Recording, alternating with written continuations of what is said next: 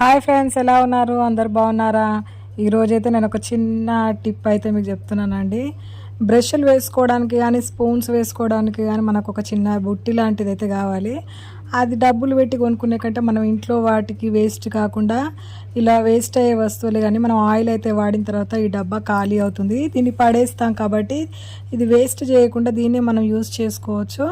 నేను అందుకనే దీంతో మన బ్రష్లు వేయడానికి అయితే నేనైతే బాక్స్ అయితే రెడీ చేసుకుంటున్నా. ఇంకో ఇలాగా నేను చూపించిన విధంగా మార్కింగ్ చేసుకోండి. తర్వాత అది ప్లాస్టిక్ కాబట్టి నేనైతే స్టవ్ పైన చాక్ వేడి చేసుకున్న తర్వాత దాన్ని కట్ చేస్తున్నా. ఈజీగా కట్ అయిపోతుందండి, ఎక్కువ టైం కూడా తీసుకోదు. మనం ఏ షేప్లో కావాలంటే ఆ షేప్లో కట్ అయిపోతుంది. ఇట్లా వేడి చేస్తూ కట్ చేస్తే మనకు కావాల్సిన షేప్ అయితే ఇలా కట్ చేసుకోవాలి.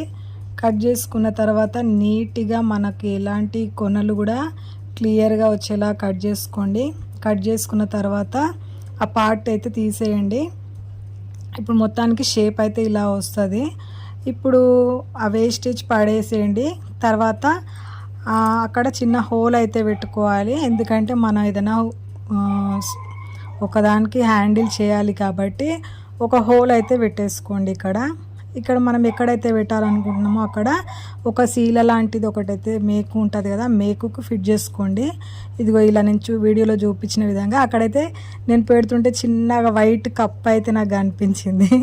అది నేను చూస్తుండగానే పారిపోతుంది. కప్ప చాలా అందంగా ఉందండి, అది వైట్ ఉంది కప్ప, బాగుంది. ఇక మొత్తానికైతే ఇట్లా వేసుకోవాలి. నా వీడియో నచ్చినట్టయితే లైక్ చేయండి.